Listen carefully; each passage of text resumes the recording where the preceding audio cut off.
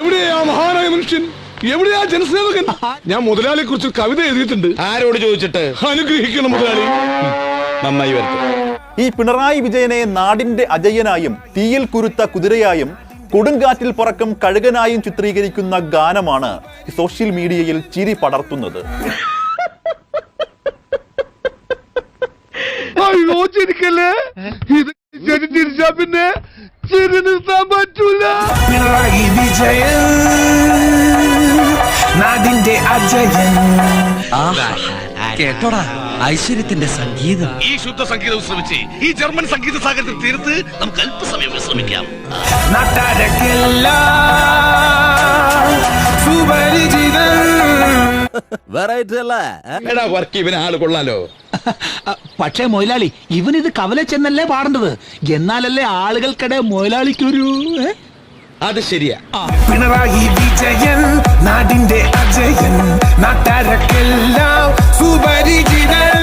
പിന്നെ കവിതയുടെ മട്ടുമാറി. തീയിൽ കുരുത്തൊരു കുതിരയെ കൊടുങ്കാറ്റിൽ പറക്കും കഴുകനെ. എന്താണെന്നറിയില്ല, എന്നെ പറ്റി എത്ര പൊഴുത്തി പറഞ്ഞു കേട്ടാലും എനിക്ക് മതിയാവില്ല. മനസ്സിടാ തങ്കം മനസ്സിടാ പുള്ളി നടന്നു വന്നാൽ പുലിയടാ. പക്ഷെ എലി എന്ന പേരാണ് നിനക്ക് കൂടുതൽ ഇണങ്ങുന്നത്. ഗുലാബിൻ സിംബലടാ സിംഹം പോലെ ഗർജനമാ. എന്നത് ചിങ്കം നന്നായിരിക്കും.